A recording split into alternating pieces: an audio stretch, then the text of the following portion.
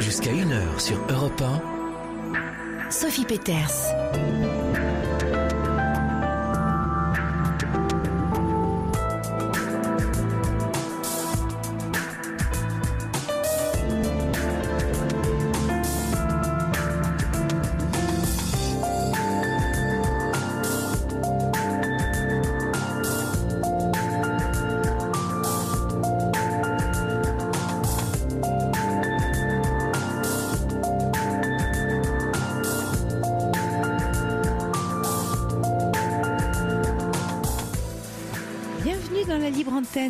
Sur Europe 1, j'ai envie ce soir que nous placions l'émission sur le signe de l'optimisme, une capacité à entrer dans une dynamique constructive au lieu d'un pessimisme qui entraîne dans son sillage une spirale négative.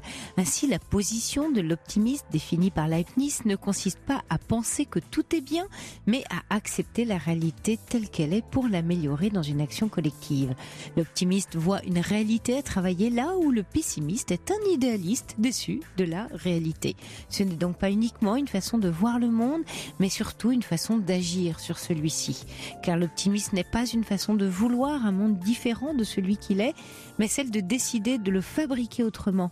C'est un chemin emprunté par ceux qui ont la conviction de pouvoir changer les choses, bien décidés à affronter les difficultés sans risquer le doute ou le désespoir, et prêts à tendre une main à celui ou celle qui peine au bord de la route.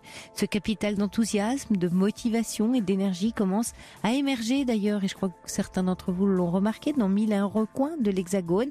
Partout, l'on croise la route de femmes et d'hommes aux idées, aux comportements générateurs d'inspiration, d'énergie et d'enthousiasme propres à accompagner notre mutation, parce que être optimiste, c'est savoir optimiser. Alors comment ? En regardant les forces plutôt que les défauts. C'est la cultiver, c'est la développer. Quant aux difficultés, si elles constituent une réalité objective, elles ne produisent pas de performance. Reste à les compenser par les points forts et à surmonter les peurs et les images négatives, connaître les règles du jeu, accepter ses points faibles, tirer profit de l'échec et assumer ses actes. L'optimisme crée les conditions individuelles et collectives de la persévérance. Donc patience, effort et courage, voilà une voie à explorer désormais, à condition de changer notre représentation du monde. Diderot disait, il est de la nature de tout enthousiasme de se communiquer et de s'accroître par le nombre des enthousiasmes. Allez, je vous propose qu'on se communique un peu d'optimisme et d'enthousiasme ce soir, même si je sais combien parfois la vie est douloureuse, mais c'est justement parce qu'elle est si difficile pour nombre d'entre vous et d'entre nous qu'on a besoin de se communiquer cet enthousiasme. Corentin attendent vos appels au 39 21 et c'est Julien qui réalise cette émission. Vous pouvez aussi réagir à ce que vous entendez à l'antenne par SMS en composant le 7 39 21 en commençant votre texto par le mot nuit ou partagez avec nous en envoyant un mail sur le site europe1.fr. J'attends vos appels au 39 21.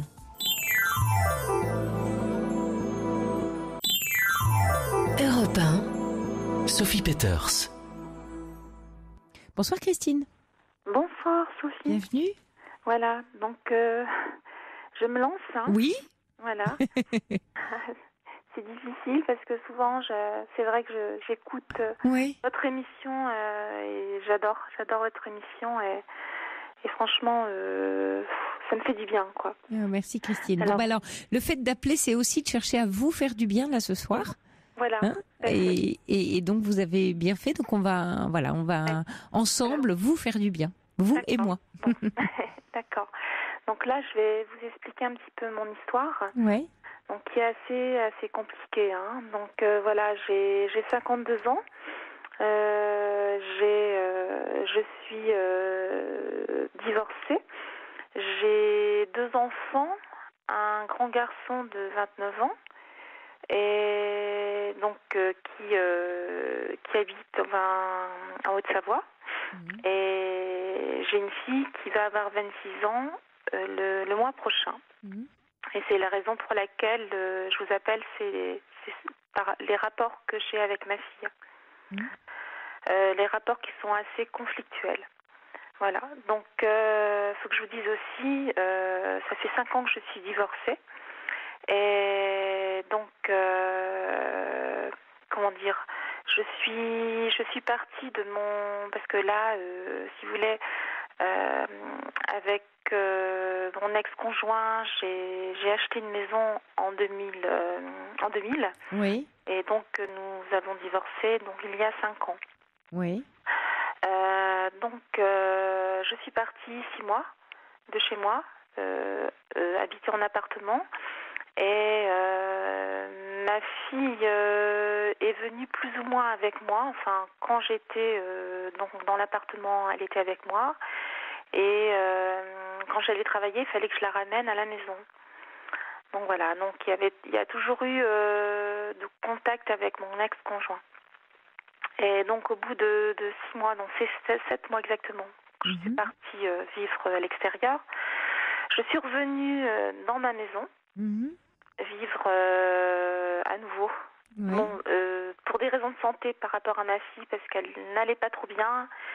Et elle avait des problèmes troubles de comportement alimentaire type anorexique, mais pas tout à fait l'anorexie proprement dite. Donc voilà, donc... C'est-à-dire quoi, elle se faisait vomir ou elle ne s'alimentait pas? Non, c'était simplement, elle avait du mal à manger, il n'y a rien qui passait. Oui, ça passait plus. Voilà, c'est ça. D'accord. Oui. Et donc du coup, je suis revenue et son état s'est amélioré quand je suis revenue à la maison. Et donc voilà, je me suis retrouvée donc avec mon ex-conjoint. On a vécu quelques temps, voilà, plus ou moins ensemble. Lui, il partait de temps en temps chez sa mère qui habitait pas trop loin, et il revenait, voilà. Et donc lui, après 2-3 mois, enfin peut-être 6 mois après, il est reparti, mais de façon plus durable chez sa mère. Pendant, elle est 9 mois à peu près. Et donc la maison était toujours en vente. Et là actuellement, on est en 2016, elle est toujours en vente et on n'arrive pas à la vendre. Voilà. Le problème, c'est que voilà, Marion, enfin, excusez-moi, je dis son nom. Ma fille, elle se trouve dans une situation où elle nous voit encore tous les deux. Voilà, donc ses parents qui sont divorcés et qui n'avancent pas dans leur vie. Et je pense que voilà, le problème c'est que souvent elle nous en parle de ça. De quelle façon elle vous en parle? 26 ans, elle habite toujours avec vous? Elle est toujours étudiante? Alors elle a fait des études par correspondance. Oui. Depuis la première. Elle a eu des problèmes de phobie scolaire. Étant plus jeune, mon ex-mari, il était enseignant, donc il a pu l'aider, voilà, donc pour ses cours ici à distance, voilà. Mais maintenant, voilà, donc depuis qu'elle a arrêté la scolarité, elle a toujours continué ses études, elle a toujours fait ses études par correspondance. Donc elle a passé le bac par correspondance, et elle a suivi après elle a fait un BTS en tourisme, toujours avec le CNED, et puis voilà, donc là actuellement elle ne travaille pas, elle est à la recherche d'emploi, mais c'est très compliqué, même ça. Elle va aux entretiens, alors ça se passe bien, et puis j'ai l'impression qu'elle n'arrive pas à avancer, Oui, parce que 26 ans, c'est-à-dire qu'elle a terminé son BTS hôtellerie il y a 2-3 ans. Il y a 2 ans. Oui, 2 ans. Oui. Donc depuis 2 ans, elle cherche. Voilà. Mais elle fait des petits boulots. L'année dernière, elle a travaillé 2 mois en tant que saisonnière, donc dans un. Ouais. Mais le reste elle fait quoi dans ses journées? De ses journées, elle court. Alors elle fait du marathon, oui. Voilà, elle court et donc après elle lit, et si elle fait elle est pigiste pour un journal local. D'accord. Donc là, mais bon, voilà, ça reste quand même. Elle est comme ses parents, quoi. Elle n'arrive pas à se séparer. Oui. Ben oui. Moi, j'ai une question. J'ai l'impression qu'elle est impliquée dans notre. Bien sûr. bien sûr. Et Christine, qu'est-ce qui fait que vous, parce que vous étiez revenue à la maison 7 mois, vous êtes parti, 7 mois, vous êtes revenue à la maison parce que vous trouviez que votre fille, elle est pas bien. Donc, si vous voulez, votre fille est au point de départ de votre décision de retour. Oui. Donc, elle porte une partie de cette histoire, voire la responsabilité que maman est revenue dans la maison parce qu'elle n'allait pas bien. Et aujourd'hui, la situation s'est installée comme ça, alors parce que ça c'était en 2000. Oui. C'est ça. Oui, c'est ça. Oui, c'est ça. Non, pardon, 5 ans, c'était en 2010, 2011. 2010, pardon. Ouais, non, exact.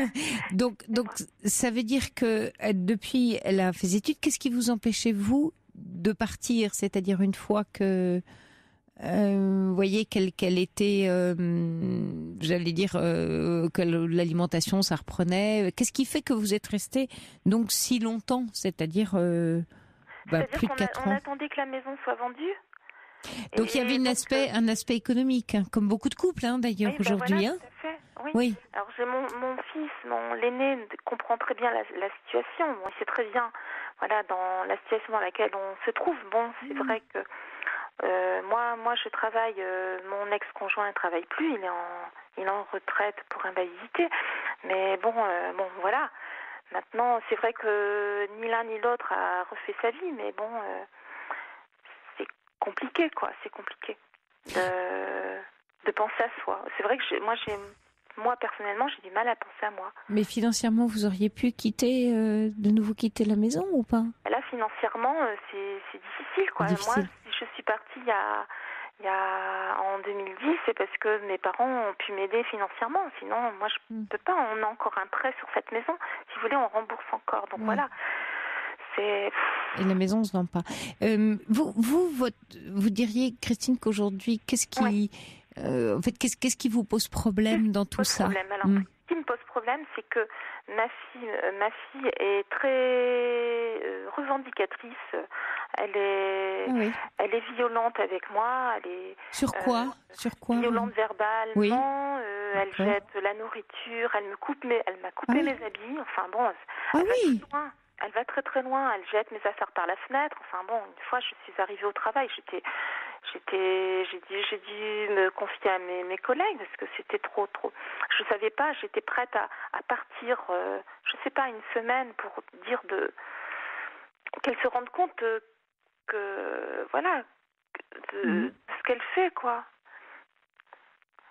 Je sais pas. Ben oui. Donc je sais pas quelle attitude adopter. Vraiment. Mais quelle attitude vous avez quand elle se comporte comme ça? Moi, parce que c'est énorme. J'essaie de lui dire que c'est pas, je veux dire, c'est pas supportable, c'est pas bien. Et puis par moment, elle dit qu'elle est malade. Ben oui. Donc là, si vous voulez, elle se fait quand même suivre par un psychiatre, un psychologue, psychologue. Avec une diététicienne, une diététicienne, et puis un médecin récemment qu'elle a vu et qui lui a prescrit un antidépresseur parce qu'elle a des moments où elle pète les plombs, quoi. Ben oui, elle n'est pas dépressive, elle a des bouffées délirantes. Oui, c'est pas. Oui. Alors je sais pas. Ben oui, il faudrait que vous voyiez un spécialiste, quoi. Oui. Ben oui, il faudrait vraiment qu'elle consulte un psychiatre. Parce que c'est pas, attention, avec des médicaments pour la dépression contre des bouffées délirantes, vous voyez, voilà, c'est comme, je sais pas, vous donnez pas un médicament pour, je sais pas, soulager une douleur alors que vous avez une grippe, enfin, vous voyez, imaginez que vous donniez un certain traitement pour un mot physique alors que c'en est un autre. Oui, d'accord. Alors ça, c'est d'une part. D'autre part, oui, écoutez votre fille quand elle vous dit qu'effectivement, elle est malade. Parce que là, vous voyez, c'est pas juste des tensions que vous avez avec votre fille. Quand vous me donnez les faits, alors peut-être, et ça je peux le comprendre complètement, Christine, que ces faits-là vous effraient. Parce qu'il y a de quoi être effrayé. Bah oui. Mais voilà. Donc vous êtes tellement effrayé que vous ne savez plus quoi faire. Ça vous tétanise. Oui, voilà, je sais pas. Oui. Voir vous... Il y a presque de la honte, de la gêne, tellement ça vous paraît énorme. Bien sûr, oui. Donc, j'ai l'impression, même en tant que mère... ça me fait mal, quoi. Oui, parce que Oui. Parce que, bon, c'est vrai que moi, jusqu'à maintenant, j'ai toujours été à ses côtés, je l'ai aidée, parce que là, si vous voulez, elle a ces comportements-là qui sont plus proéminents depuis qu'elle a rencontré quelqu'un, par le biais d'Internet, un garçon, et voilà, donc quand elle le voit, ça se passe bien, et quand elle rentre ici, alors là, c'est vraiment, c'est pas possible, quoi. Elle supporte plus de revenir ici. Oui. Voilà. En même temps, Christine, votre fille, elle a 26 ans, elle a besoin d'autonomie. Oui. Et elle a l'impression que vous êtes revenu dans la maison. Alors, je ne sais pas si les choses sont claires pour elle, même dans sa représentation, mais vous êtes revenu pour elle dans la maison. Oui. Donc, elle se sent coupable de vous avoir, d'une certaine manière, empêché de vous séparer. Peut-être qu'elle n'a pas conscience qu'il y a un problème économique qui fait que vous ne repartez pas. Et donc, elle se sent aussi obligée de rester. Puisque vous êtes revenu à cause d'elle, elle se dit, du coup, moi, je peux pas partir. Vous voyez, ça fait un triangle dans lequel tout le monde est coincé. Vous êtes coincé parce que, d'une certaine manière, vous êtes revenu à cause d'elle, mais maintenant, vous restez pour des raisons économiques. Oui.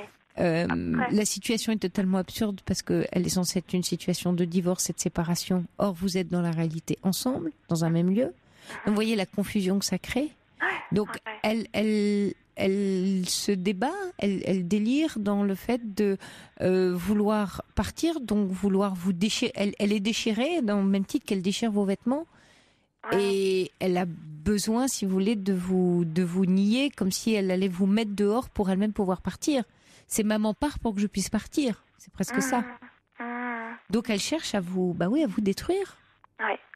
Mais dans son délire. Alors elle a sans doute, elle a sans doute besoin d'être accompagnée parce que ce réel-là, elle l'analyse pas, elle le comprend pas, et elle n'a pas l'autonomie suffisante pour partir parce qu'elle se sent très certainement complètement responsable, voire coupable, de l'histoire de ses parents. Elle a besoin d'être libérée. Oui. Et si moi, par exemple, je trouvais les moyens de partir, je sais pas, oui, ce serait bien. Est-ce que ça pourrait être bénéfique pour tout le monde? Mais oui, parce que ça lui donnerait, elle, la possibilité, l'autorisation de s'en aller. Oui. Bien sûr, elle a 26 ans. 26 ans, c'est une adulte. Oui. C'est sûr, oui. Et le père, dans tout ça, quel comportement il a et comment elle est avec lui? Lui, il a un parcours aussi assez atypique. Lui, il est très très proche de sa mère. Oui. Et donc, c'est quelqu'un qui comment dire, c'est un enseignant qui a arrêté pour des raisons parce qu'il était très anxieux, et donc il avait toujours peur de ce qu'il arrivait à ses élèves, et puis la pression des parents, tout ça, voilà. Donc il a arrêté pour ça, et donc je pense il a surprotégé ma fille quand elle était petite, et il a toujours peur qu'il lui arrive quelque chose. Toujours très très à l'écoute. Et quand elle était enfant, il voulait jamais qu'elle parte chez sa cousine ou chez des amis, parce que elle avait toujours peur qu'il arrive quelque chose. Elle a peur du danger, elle a peur, de pas être là pour pouvoir si jamais il lui arrivait quelque chose, voilà. Et ça. Ouais. Et votre fille, elle est comment avec son papa? Elle le respecte plutôt? Elle est... Alors, oui, elle le respecte. Ouais. Par rapport à ce qu'elle vous fait à vous? Oui, elle le respecte. Plus lui que moi. Mais elle est en couple avec son père? Écoutez, peut-être, ouais. Je sais pas, quand je vous dis ça a du sens pour vous? C'est ça. Ah oui. Oui, donc lui, il est plus disponible. Lui, forcément, il a toujours été plus disponible que moi, puisque lui, ça fait 10 ans qu'il est en retraite. Oui, mais ça, c'est pas une histoire de disponibilité, Christine. Non. C'est que votre fille, vous voyez, à 26 ans, être en pleine Oedipe à 26 ans, oui, on peut virer dans certains extrêmes. C'est-à-dire qu'elle est en train de mettre la mère dehors pour rester seule avec le père. Oui. C'est grave pour elle. Ouais. Alors évidemment, quand elle a un petit copain, ça l'apaise. Ouais. Parce qu'elle sort du triangle avec son père et sa mère. Ouais. Le frère, quel rôle il joue dans tout ça, le frère aîné? Il est en Haute-Savoie, vous dites, donc il est loin. Il s'est jamais trop immiscé dans notre dans la famille, quoi. Oui, il reste à distance. Voilà, il a toujours dit chacun sa vie. Bon, c'est vrai que il a toujours eu sa bande de copains pour le voilà. Oui, donc il crée pas. Du coup, ça permet pas de créer. Il laisse ça. Enfin, c'est comme ça. Et lui, c'est protégé, mais sa sœur se retrouve entre vous deux.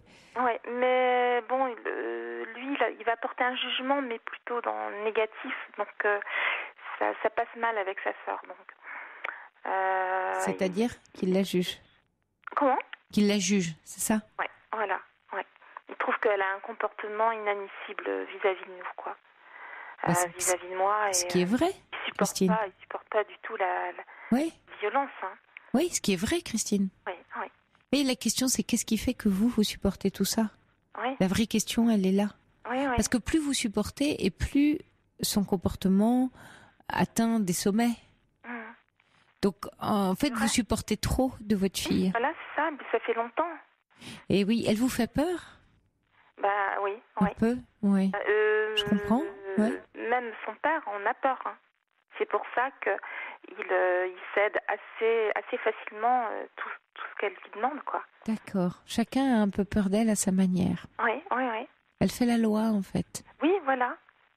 Et il y a quelques temps, et ça m'est toujours resté, un psychiatre, parce que bon, elle avait déjà rencontré un psychiatre il y a quelques années, et il m'avait dit, votre fille, c'est la patronne. C'est un tyran, ouais. Oui. C'était une enfant un peu reine, une petite fille reine, petite. Moi, c'était pas. Pour vous deux, pour le couple. Non, pas plus que ça. Pas plus que ça. C'est vrai qu'elle,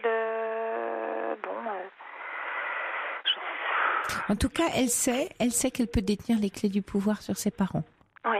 Et c'est elle qui fait la pluie et le beau temps, c'est-à-dire qui fait que maman est rentrée, qu'ils habitent toujours sur le même toit. Même si le toit est en vente. Oui. Et donc, elle a une puissance phénoménale en étant adulte. Donc, vous voyez les ravages que ça fait. Oui. Parce qu'elle sait, une puissance de petit enfant, il teste sa puissance. Et puis, il voit qu'il y a une limite, ça reste un petit enfant.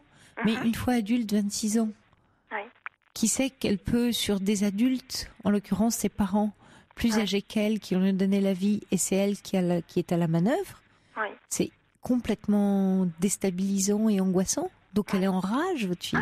Elle vous en veut à mort. Ah oui, non, mais c'est vrai, hein. C'est exactement ça. Oui. Elle vous en veut à mort d'être insécure. Oui, parce qu'elle a trop de pouvoir. J'ai le cancer. Pardon, elle souhaite que j'ai une grave maladie. Bon, elle le dit, mais je sais pas si elle le pense vraiment. C'est bon, voilà. Maintenant, oui, parce qu'elle sait plus quoi se faire de sa rage, donc ça déborde dans tous les sens parce qu'elle n'a pas de limite. Non, oui, tout à fait. Christine, ce serait bien. Vous pouvez en parler avec le papa. Vous en parlez d'elle ensemble, tous les deux. Oui. Vous entendez comment? C'est tendu entre vous? C'est comment vous qui vivez sous le même toit? Non, c'est pas tendu du tout. Au contraire. Non. Ah oui. Par rapport à notre fille, on a un discours à peu près, donc. D'accord. Vous faites équipe, quoi. Oui, voilà. Tout à fait. Oui, c'est intéressant. Oui, non, mais bon, c'est vrai qu'il en va de sa... de sa santé. De sa vie, non, mais de sa santé mentale, surtout. Oui, tout à fait. Oui. C'est votre fille que vous devriez mettre dehors, Christine, tous les deux. Oui. Oui, donc il faut la foutre dehors. Oui. Oui. Non, mais vous avez raison. C'est vrai que moi, je serais prête à faire... Mais parlez-en avec le papa. Il faut lui mettre un ultimatum. Oui. Parce que vous n'êtes plus maître chez vous, faut que vous repreniez. Oui, tout à fait. Voilà.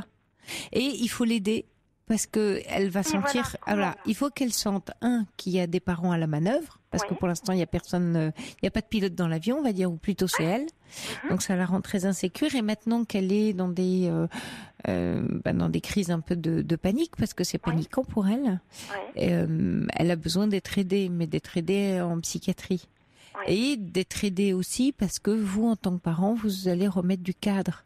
Elle sent qu'elle peut vous terrifier. C'est horrible pour un enfant de sentir qu'il peut terrifier ses parents. elle a un pouvoir trop fort pour elle qui la détruit. Si j'essaye d'être claire avec vous, voyez.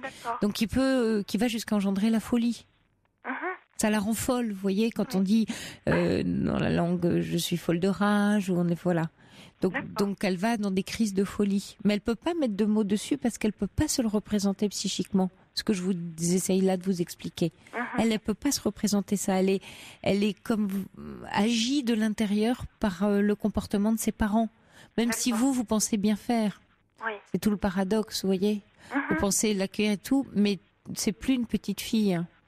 Donc elle n'est pas non plus reconnue comme adulte tout en ayant trop de pouvoir. C'est un peu complexe. Vous voyez, elle est à la fois considérée toujours comme une petite fille, c'est-à-dire chez vous, donc en rage de ça, et en même temps elle exerce du coup un pouvoir démesuré sur un plan plus psychologique envers vous et dans la relation.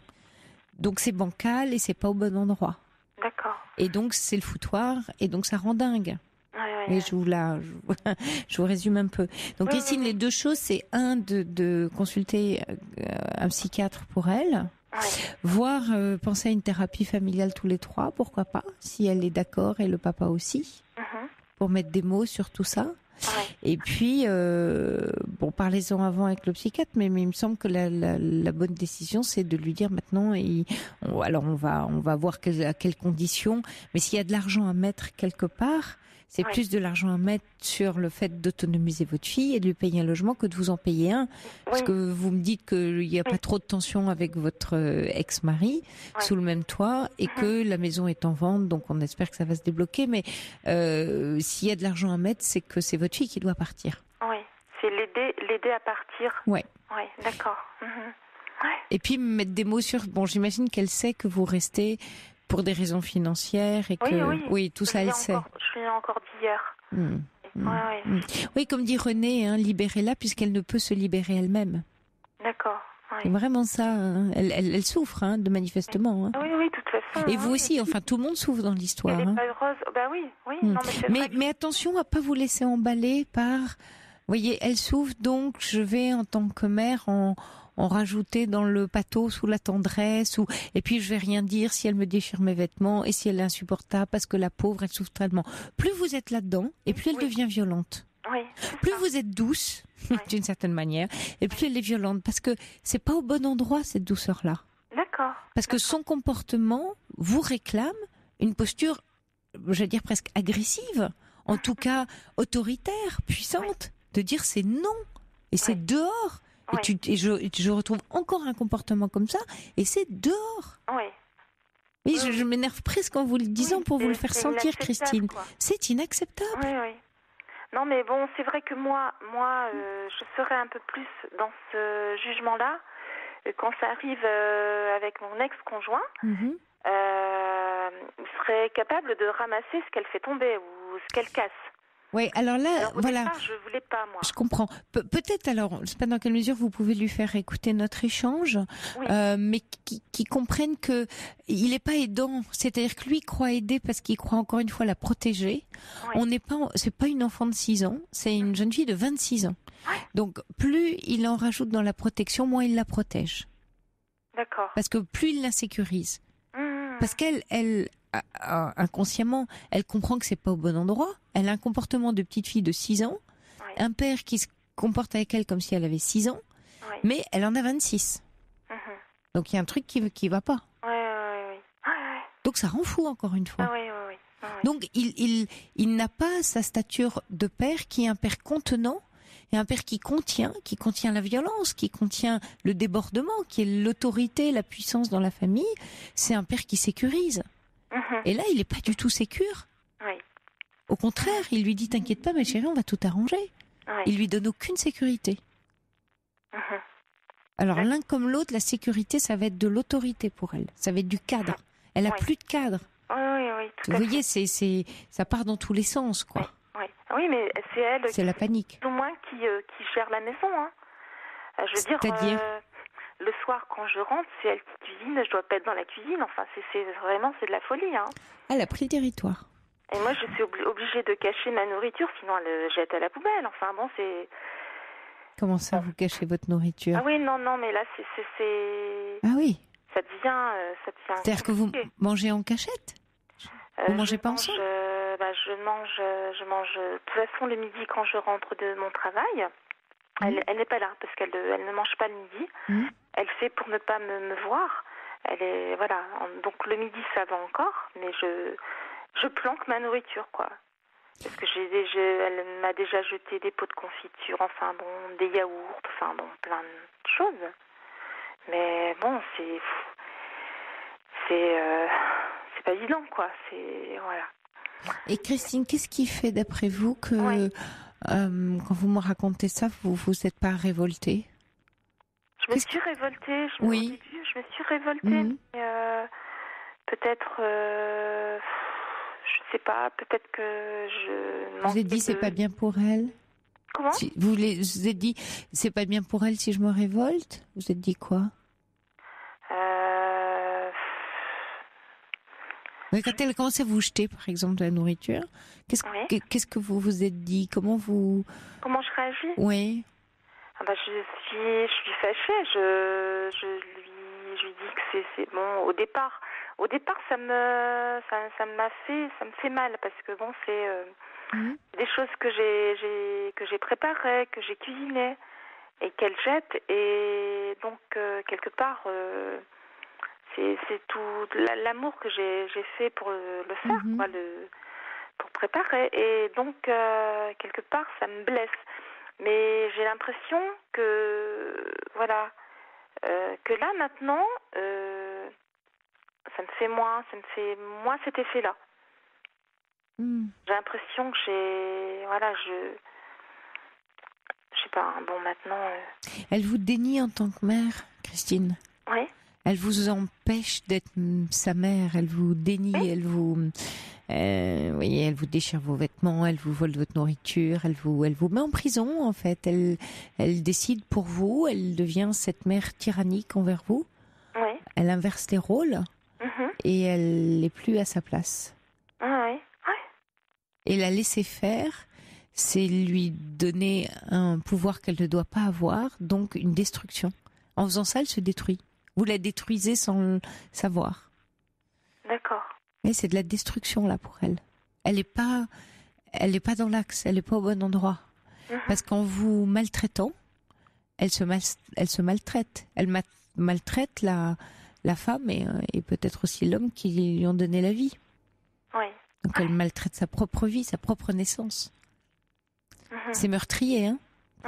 C'est meurtrier, morbide, tragique. Non, mais j'insiste parce que c'est grave, Christine, pour elle, pour vous, pour la famille.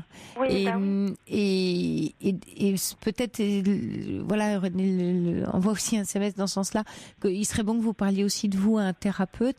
Il faut que vous soyez aidée. Vous, déjà toute seule, Christine. Oui. Elle, peut-être la famille, mais commencez déjà vous par voir quelqu'un. Parce que là, vous avez vraiment besoin d'être soutenu à l'intérieur de vous, parce que mais je sens que vous êtes terrorisée. Il y a de quoi? Parce que en fait, vous arrivez à un stade où ça vous échappe. Enfin, vous êtes un peu dépassé. Et du coup, quand on arrive à ce stade-là, c'est comment je fais dans le quotidien pour reprendre un peu de terrain. Donc, je vois que vous comprenez ce que je vous dis, mais je mesure aussi que dans le fait de faire, ça va être difficile pour vous. D'où l'importance que quelqu'un là vous aide pas à pas et puisse l'aider elle, bien sûr. Bien sûr, oui. Et l'urgence, c'est qu'elle quitte, qu'elle s'en aille. Ça, c'est vraiment une urgence. Donc parlez-en, peut-être demain c'est dimanche avec votre ex-mari. L'idée n'est pas de montrer du doigt, ni de la juger, mais de dénoncer un système familial dans lequel chacun s'est enfermé, assez tragique, voire morbide et destructeur, et dans lequel chacun se fait très mal. Aucun des trois n'est au bon endroit. Voilà pourquoi votre fils aîné, lui, il reste en dehors de ce triangle un peu dramatique là. D'accord. Bon, vous lâchez pas, Christine, hein? D'accord? Parce que je sais combien c'est difficile ce que vous traversez. Et vous le dites, avec une voix douce. Parce que, bien sûr, vous avez besoin d'essayer de mettre un peu de distance, tellement c'est énorme. Et c'est normal. Mais en fait, vous en avez mis tellement pour vous protéger que du coup, ça vous évite bien sûr de souffrir, mais vous êtes un peu anesthésié. Ah oui, oui, tout à fait. Et voilà, c'est ce que j'entends. Et du coup, vous perdez un peu de puissance et vous allez plus trop pouvoir agir. C'est vrai. Vous avez besoin de soutien, d'accord ? Oui. D'accord. En tout cas, je vous remercie beaucoup. Oui, bon courage à vous. Bien de vous parler. Oui, merci Christina d'avoir eu le courage d'en parler. D'accord. Et restez pas seule, vraiment. D'accord. Merci bien. Merci. Au revoir. Au revoir Christine. Merci. Pour parler à Sophie Peeters, appelez le 39 21, 50 centimes la minute, plus coût de l'appel. jusqu'à 1h sur Europe 1. Sophie Peeters. Christine, si vous nous écoutez toujours, un message de Louisa qui s'est reconnue dans votre histoire, dans votre témoignage et qui dit mais ma fille m'a fait pareil à 25 ans et je l'ai mise dehors et ça a coupé les ponts, mais elle est revenue 15 ans après pour me dire maman, t'as bien fait.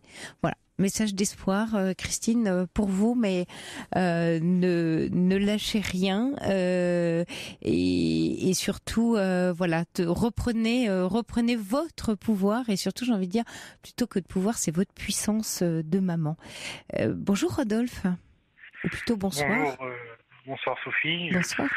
Merci de me recevoir et merci à la sélection de m'avoir rappelé ce soir. Et c'est pas trop facile, je sais pas trop par quel bout commencer. Je commençais par l'essentiel, mes parents. Donc ils ont à peu près une bonne soixantaine d'années, 65, 64. Ils n'ont pas eu une enfance assez facile. Dans cette époque-là, c'était assez dur au niveau au niveau du quotidien et de leurs parents, de mes parents pour les élever. Ils ont été très bousculés. Ils n'ont pas eu les choses faciles comme nous on a pu les avoir jusqu'à présent. Et au niveau affection, c'était pas forcément aussi la meilleure chose qu'ils aient eue en retour. Et donc du coup, ça s'est un petit peu ressenti sur nous. Pas du côté matériel, tout s'est bien passé. On a toujours eu ce qu'il fallait. On n'a jamais manqué de rien. On a toujours été heureux. Mais par contre, j'avais été scolarisé aussi quand j'étais plus petit dans un internat, pareil. Et donc du coup, on s'est un petit peu écarté. Et il y a eu un petit fossé. Et donc du coup, on n'a pas eu des relations comme on peut voir dans les films américains, qui se prennent assez souvent dans les bras, qui disent assez souvent je t'aime à tout bout de champ, et on voit qu'ils sont assez complices. Donc je me dis que on entend souvent parler de choses que des personnes ou des hommes de l'entourage qui ont perdu des proches, et ces personnes-là se disent souvent qu'elles auraient vraiment regretté de pouvoir dire les choses qu'elles ont envie de dire avant que ce soit trop tard. Ouais. Et donc du coup, je me sens dans l'incapacité de pouvoir faire ces choses-là. Et même au niveau de mes sœurs, donc c'est pas facile et je suis un petit peu plié au mur et j'ai pas trop. En fait, vous en avez l'envie, mais vous vous en sentez quoi? Parce que vous parlez d'incapacité.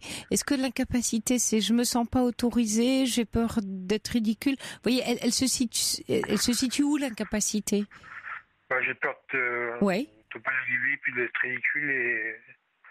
Ils me l'ont dit une fois, je me rappelle, il y a très longtemps, ils m'ont dit une fois qu'ils m'aimaient, qu'ils tenaient fort à moi. Oui. Mais. Dans une circonstance importante, j'imagine. Oui, c'était ça. Oui, c'était une opération auquel j'avais eu et donc du coup, on a toujours été assez proches, mais c'est ce côté-là. Assez pudique en fait dans les mots. Hein, votre famille est pudique. Ça veut pas dire qu'il n'y a pas d'amour. Voilà, il y a certaines familles où les liens sont très très forts. Est-ce que vous le ressentez cet amour? J'imagine que si vous avez envie de le dire, c'est que vous le ressentez. Je le ressens, oui, mais j'aimerais bien le faire. L'exprimer. On ne sait jamais ce qui peut arriver plus tard. Vous aimeriez pouvoir l'exprimer, oui, le dire. Pourquoi? Parce que vous dites, s'il arrive vous voyez, qu'est-ce qui fait que vous sentez le besoin de le dire? Parce que vous craignez qu'il ne le sache pas, ou c'est pour vous, ça vous ferait du bien, parce que les mots se seraient posés? Je pense que ce serait un petit peu soulager la conscience, histoire de dire quand même qu'on a pu dire les choses. Ouais. Il fallait dire il fallait les dire et c'est joli. Pas rester sur un regret qui pourrait être indélébile, quoi. En fait, c'est un peu comme si cet amour était si grand à l'intérieur de vous, Rodolphe, qu'il est un peu gros et grand à contenir et que vous avez besoin de le partager en le disant. C'est ça, oui, je pense que ce serait ça. Oui, ce serait ça. Alors, si maintenant on regarde, puisque vous, votre envie, besoin, désir, c'est de pouvoir le dire, qu'est-ce qui bloque, alors vous avez parlé de la peur d'être ridicule, mais en même temps vous sentez que c'est dans votre famille les liens sont forts, donc en quoi qu'est-ce qui vous fait penser concrètement que vous pourriez être ridicule? De ne pas savoir trouver les mots et de ne pas dire les choses simplement comme il faudrait les dire et pas forcément trouver des beaux mots, des belles phrases qui veulent dire beaucoup de choses pour pas grand-chose. Dire les choses essentielles, mais les dire et puis qu'ils le sachent. Ouais. Quelle est peut-être alors, est-ce qu'il y aurait parce que là vous parlez de forme, en fait vous craignez que la forme à la fois à l'instant et ne soit pas propice, mais surtout dans la forme, hein, c'est assez touchant quand vous dites dire beaucoup de choses pour pas grand-chose, alors aller à l'essentiel. Du coup, est-ce qu'il y aurait un moyen qui vous conviendrait bien pour le dire? Quand je dis un moyen, je vais être plus précis, est-ce que c'est laisser un petit mot sur la table, je vous dis ce qui me passe par la tête, du petit déjeuner, un beau matin avec une fleur dans un vase, ou un petit mot en les quittant après un repas. Vous vivez plus avec eux? Vous vivez avec eux, Rodolphe? Vous avez quel âge? Non, j'ai 29 ans et je suis parti de la famille il y a 5 ans, mais je travaille actuellement, mais je suis diffusion visuelle, donc je suis toujours assez dépendant de mon père qui me véhicule quasiment quotidiennement. Et on est resté assez souvent, on se voit quasiment tous les jours. Et donc vous voudriez lui dire à quel point il compte pour vous et que vous comment dire vous êtes parce que vous me parlez de culpabilité, en fait je comprends que tout ce que fait votre papa pour vous, vous voudriez lui dire à quel point ça vous touche et vous lui êtes reconnaissant de tout cet amour qu'il vous donne en étant à vos côtés. Oui, c'est ça, oui. C'est ça, ouais. Est-ce que vous avez eu, indépendamment du fait de le dire, quelle a été jusqu'à présent votre façon, bien à vous, de lui témoigner ça, vous qui avez conscience, qui vous accompagne tous les jours et qu'il est là pour vous, comment vous faites? Toujours être à leur côté et de toujours pouvoir les épauler quand j'ai pu. Ouais. Ils avaient eu des soucis d'argent et avec votre travail. J'ai travaillé et j'ai pu les aider et remplir le caddie pour leur faire le mois, quoi. Oui, puis j'ai toujours été respectueux, j'ai jamais eu un manque de respect, ni rien, j'ai toujours été droit et correct et je trouve que c'est déjà pas mal, quoi. Oui, c'est énorme, Rodolphe. En fait, donc et alors il vous raccompagne chez vous le soir et après il rentre chez lui, votre papa. C'est ça, oui. Ouais, puis il m'amène sur le travail, il va me chercher. Parce qu'avant j'avais à me débrouiller, mais j'ai un petit peu perdu au niveau activité visuelle. D'activité visuelle, oui. Après, je sais pas plus tard ce qui va se passer. J'ai plus de chances de perdre la vue que de la garder, je pense. On verra ce qui se passera. Mais pour le moment, je me concentre sur le temps présent. Je pense pas à ce qui peut se passer. J'essaie de vivre au quotidien, au jour le jour, sans repenser, sans faire de projets à long terme. Ouais. Et en fait, quand vous imaginez la scène, parce que j'imagine, si vous appelez ce soir, c'est que cette scène-là, dire votre amour à vos parents, puisque vous en sentez pas capable, c'est que vous avez dû déjà imaginer des scénarios qui vous ont fait penser que vous n'y arriveriez pas. C'est quoi les scénarios que vous avez imaginés déjà et qui fonctionnent pas pour vous? À la fin d'un repas d'en parler, ou de trouver un moment. Donc ça paraît quoi? Dites-moi, à la fin d'un repas d'en parler, vous dites quoi? Ça paraît bébête, c'est pas le moment? Ça paraît, oui, c'est pas le moment. Il y a toujours quelque chose qui vient interrompre, quelque chose qui n'est pas prévu qui se passe. D'accord. C'est pas comme ça c'était prévu. Ok. Qu'est-ce que vous avez imaginé d'autre? Donc la fin d'un repas, ok. Mais par contre, j'ai pensé à une petite chose, je sais pas si ça peut être une idée. parce que je fais de la musique, j'ai du matériel de musique, des platines CD, micro, de mixage. Et des fois, je m'enregistre et puis je fais des mix et je parle dessus. Et je me dis que c'est pour être une idée de parler avec un micro. Ah, ça, et de c'est faire un chouette. enregistrement. Et de leur faire un CD. Ah, c'est super, ça, comme idée, Rodolphe. Je pense que ça peut être une bonne idée. Ben oui. Et alors, qu'est-ce qui fait, enfin, que vous êtes retenu jusqu'à présent, hein, jusqu'au moment où on s'en parle de le faire? Allô? Oui, qu'est-ce qui fait que vous vous êtes retenu de les faire jusqu'à présent? En fait, je n'y pense à l'instant, quand vous m'aviez dit Ah oui. qu'est-ce que je pourrais faire comme Oui, chose. je cherchais avec vous. Ah, je suis contente. Oui, je cherchais avec vous, vous voyez, le moyen qui vous conviendrait, parce que quand vous me parlez de capacité, j'entends que c'est pas tant une histoire de capacité, que vous n'avez pas encore trouvé votre musique à vous, justement, votre voix à vous. Ouais, c'est super, ça. C'est extra. Vous voyez, l'autre idée que j'ai eue en vous écoutant, mais que je vous propose comme ça, et qui est un peu plus solennelle, mais qui pourrait bien vous convenir, ou à ce moment-là, en remettant peut-être le CD, c'est quand on démarre un repas, vous savez, souvent, on porte un toast, ou on trinque, voilà, quand on débute un repas, c'est un moment de recueillement, hein. Dans certaines familles, on prie pour le repas qu'on va partager, dans certaines traditions religieuses, donc c'est un moment assez solennel, le début d'un repas. Quand oui, on c'est plaisir de partager les bonnes choses. Exactement. Voilà. Et peut-être qu'au moment où vous pourriez, je sais pas, lever votre verre en disant, voilà, je profite qu'on est réunis et j'avais envie de vous dire aujourd'hui, et avec vos mots à vous, bien sûr, mais voilà, combien, ce que vous faites pour moi, j'avais envie de parler du lien, voilà, qui nous unit, qui nous attache, et j'ai envie de vous parler d'amour, quoi, tout simplement. Et à ce moment-là, choses sans forcément se dévoiler trop, et tu peux faire exactement. Bah, vous pouvez trinquer à l'amour qui vous unit et vous leur remettre le CD. Voilà, en disant, vous l'écouterez quand vous serez tous les deux, mais j'avais quelque chose à vous offrir qui pour moi compte beaucoup, et j'aurai contrainte à notre famille, au lien qui nous unit, à vous savoir à mes côtés, pour moi être à vos côtés, c'est des choses importantes, et juste porter ce toast-là. C'est important, vous savez, Rodolphe, ce que vous dites, et j'en profite d'ailleurs pour dire aux auditeurs, on manque de rituels aujourd'hui dans nos sociétés, on ritualise plus.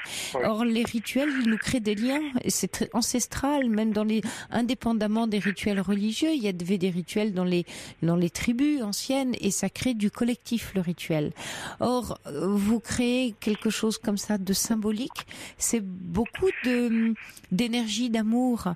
Donc, ça peut se passer de mots, ou de beaucoup de mots, puisque vous cherchiez à dire, c'est quoi les mots les plus simples? Parce que vous allez être dans la solennité du moment et le geste. Ouais, je suis immergé un petit peu, oui. Voilà. Et c'est le moment qui va vous porter. C'est ce moment-là qui va être le témoin de tous ces beaux sentiments qui vous animent, et tout cet amour et cette gratitude. Et célébrer, c'est exercer la gratitude. Et vous savez, il y a un mot pour leur dire que vous les aimez, Rodolphe. C'est le mot merci. Parce que merci, c'est un mot plein de gratitude qu'on dit pas assez souvent aux gens qu'on aime. C'est merci d'exister, merci d'être là, pas seulement ce que vous faites pour moi, mais parce que voilà, merci d'être qui vous êtes, d'être ces parents-là, merci d'être votre fils. Vous voyez, vous pouvez enchaîner les merci comme un magnifique collier de perles à l'intention de votre maman, mais aussi votre papa, et dire comme ça votre gratitude, c'est quelque chose qui remplit une corbeille d'amour. Oui, ça me ressemble un peu. Je dis souvent merci. Ah, super. Je dis souvent. Et ben ça fait partie du quotidien. Oui.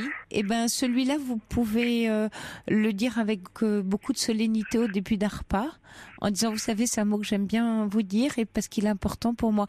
Et vous voyez, si vous le dites souvent, Rodolphe, c'est que vous êtes animé par la gratitude, et la gratitude, il y a de la grâce dans la gratitude, beaucoup de grâce. Oui. Donc vous allez trouver... Ça a mis beaucoup de choses, tout ça, c'est bizarre. Ah oui, je vous sens émue, c'est beau, ça me touche, Rodolphe. Ouais. Et vous voyez, il n'y a pas de ridicule, au contraire, ce serait tellement ridiculement banal d'être dans quelque chose de... soit de la méchanceté, soit du mépris, c'est très fort, et comme vous dites, ça me remue. Vous voyez à quel point c'est pas banal, vous voyez à quel point c'est fort et puissant. Alors, je trouve votre idée formidable, Rodolphe, là, de faire un peu, vous savez, comme un peu comme un slam, mais en tout cas comme ces mots sur une musique. Alors oui, vous allez... quelque chose doit être posé, oui, puis le poser sur un vocal avec un instrument, et puis, oui, c'est une bonne idée. Ouais. Il y a Christelle qui dit, moi j'ai écrit à mon père et il a craint une lettre de reproche et en fait c'était une lettre d'amour que je lui ai écrite qui l'a beaucoup touchée. Et puis il y a Christiane qui dit, dire tout simplement merci pour tout et je suis heureux d'être avec vous. Vous trouverez vos mots de toute façon. Efficace, oui. Ouais. Surtout que c'est un mot qui vous va bien, Rodolphe, donc vous allez trouver. Et pensez à ce qu'on s'est dit ce soir, justement, vous aviez pensé à la fin du repas, mais la fin du repas, on a consommé quelque chose, donc on a partagé un moment, et je comprends que vous trouviez que c'était un moment bancal. Alors que le début du repas, c'est solennel, on va se mettre à table, et donc on va célébrer, on va partager un moment tous ensemble. Ah, vous voyez un auditeur qui dit, l'idée du CD est magnifique, ce serait bien que Rodolphe nous rappelle pour nous raconter la suite, les histoires d'amour sont les plus belles. Merci Rodolphe. Signé Mandarine. D'accord. Merci de nous avoir rappelé, Rodolphe. Et tenez-nous au courant de votre disque. Merci, vraiment, je suis très touchée de votre appel. Et bel enregistrement. Au revoir, je vous embrasse. Au revoir Rodolphe. Jusqu'à 1h sur Europe 1. Sophie Peters.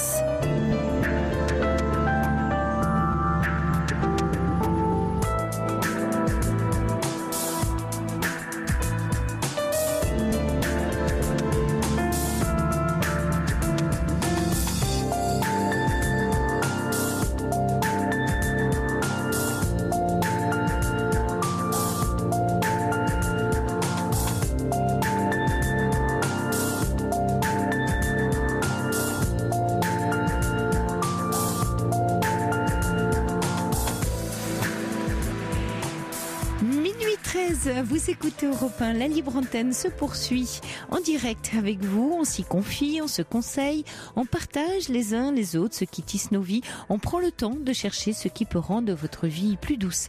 Alors si ce soir vous avez le cœur gros, la tête emplie de questions sans réponse, appelez-nous au 39 21, Quentin et Corentin sont là au standard pour vous accueillir et c'est Julien qui réalise cette belle émission. Vous pouvez aussi réagir à ce que vous entendez à l'antenne par SMS en composant le 7 39 21 en commençant votre texto par le mot nuit ou envoyer un mail sur le site europe1.fr 39 21. J'attends vos appels. Europe 1. Sophie Peters. Bonsoir Suzanne. Oui, bonsoir Sophie. Je vous remercie de prendre mon appel. Néanmoins, je suis très ennuyée parce que je pressens que la batterie de mon fixe va s'arrêter. Aïe, aïe, aïe. Oui, de votre portable là? Oui. Non, donc j'aurais souhaité donner, je ne sais pas comment faire pour ne pas que la communication soit interrompue. Et j'aurais souhaité donner mon numéro de portable, mais parce que là, je crains que la communication coupe dans peu de temps. Vous savez, on va continuer, Suzanne, ensemble. Si jamais ça coupait, parce que moi je ne peux pas prendre votre numéro à l'antenne, sinon il faudrait qu'on se quitte. C'est un peu compliqué que Quentin ou Corentin vous récupère le note. Oui, voilà. Ou alors sinon on passe un disque. Écoutez, en attendant. On va essayer de commencer, mais vous êtes au bout. Vous êtes au bout de votre batterie. Ah oui, mais si ça coupe... oui, le signal. D'accord. Et si ça coupe, Suzanne, on n'a pas le numéro pour vous rappeler, c'est ça? Disons que j'aurais vous l'avez pas donné. Que Corentin prenne mon numéro de portable. D'accord. Alors, ce qu'on va faire, c'est que Corentin va vous reprendre. On va passer un disque, voilà. On va passer un peu de musique. Le temps que Corentin vous reprenne, assure la liaison avec un numéro que vous mettiez d'accord sur la liaison. Et on vous retrouve après la musique. Parce que nous allons être interrompus. D'accord. Ok. Corentin vous reprend tout de suite. Et puis, voilà, Julien va envoyer la musique et on vous retrouve. C'était Sting sur Europe 1. I Can't Stop Thinking About You. Europe 1. Sophie Peters. Alors Suzanne, c'est bon, vous êtes là cette fois-ci. Oui, je suis désolée, mais il valait mieux faire comme ça. Oui. Alors Corentin m'a dit que vous étiez dans votre jardin, entouré dans une couverture. Mais c'est pour préserver la tranquillité. Ah oui, mais moi ça me fait très envie parce que vous devez voir la pleine lune ce soir. Absolument. Mais vous savez que c'est une lune très rare ce soir. Vous avez remarqué comme elle est pleine et brillante. Perturbatrice justement dans les relations. Eh ben non, justement, c'est une grande lune très rare d'octobre, qui est en bélier, donc elle est très positive. Oui, là, elle n'a pas été ce soir. Elle n'a pas été. Bon, vous allez nous raconter parce que si vous vous en remettez à elle est pleine d'opportunités cette lune-là. Écoutez, je ne sais plus. Là, j'avoue que je suis un peu perdue. Bon, alors racontez-moi, Suzanne. Alors, je vais faire vite quand même pour que vous compreniez, parce que ma relation avec mon compagnon dure depuis 10 ans. Ouais. Nous nous sommes rencontrés, nous avons vécu ensemble, nous sommes mariés. La relation a très nettement dégénéré dans le sens où il me rabaissait, où il me manquait de respect, et au point où je suis partie, j'ai pris un appartement, j'ai demandé le divorce. Au bout de quelques mois, il est venu me chercher en me disant que il ne pouvait pas vivre sans moi, qu'il m'aimait. Et moi, évidemment, j'étais éperdument amoureuse parce que j'ai énormément souffert jusqu'à perdre ma santé. Et j'ai replongé, j'ai dit oui. Donc, nous avons établi que nous vivrions séparés tout en maintenant une relation régulière. Depuis 3 ans, c'est ainsi. Il a continué malheureusement à avoir, si vous voulez, un comportement de changement d'humeur où pareil, il fallait qu'il me gère, il fallait que voilà. Et donc plus ça va été, moi je me suis laissée faire parce que j'ai fait un travail sur moi et je n'accepte plus du tout de ce genre de comportement. Mais ça, c'est un aspect du problème, mais c'est pas ce qui me faisait appeler ce soir. Le divorce a généré dans ma famille un refus absolu de sa part de revoir ma famille. Donc, ça veut dire que toutes les fêtes de famille, anniversaires, Noël, etc., j'y vais seule. Et je dois me taire, absolument, passer sous silence absolument ce que j'ai vécu dans ma journée. Et ce soir, il m'a carrément dit que de toute façon, il n'en avait rien à faire, ça ne l'intéressait pas. Mais je suis arrivée à un stade où, moi qui crois au pardon, parce que malheureusement, si je suis revenue vers lui, c'est parce que je crois à certaines valeurs, dont le pardon. Si vous voulez, je n'y arrive plus. Je me demande si je peux continuer comme ça, parce que j'ai l'impression que je me nie. Bien sûr. Voilà, que je me nie, que mais Suzanne... veut de moi qu'une certaine partie de moi. Et je vois arriver Noël avec beaucoup d'angoisse. Au point que j'en suis à un point que je me dis, déjà l'année dernière, j'ai failli le faire, que je vivrai Noël toute seule. Sans ma famille, sans lui, sans personne.